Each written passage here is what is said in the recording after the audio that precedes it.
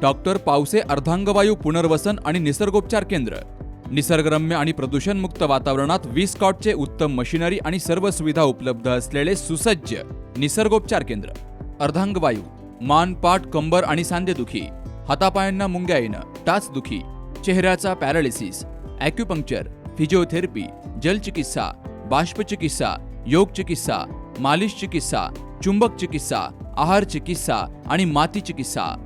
संपर्क डॉक्टर रमेश पावसे, ठिकाण हिवरगाव पावसा, रायतेवाडी रोड, तालुका संगमनेर. संपर्क 9623 25 67 22.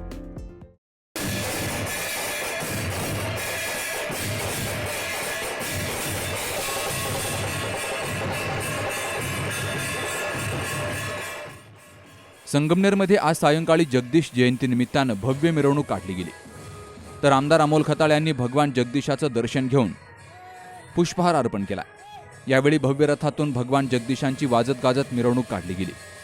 या मिरवणुकीत ढोल पथकही सहभागी झालं.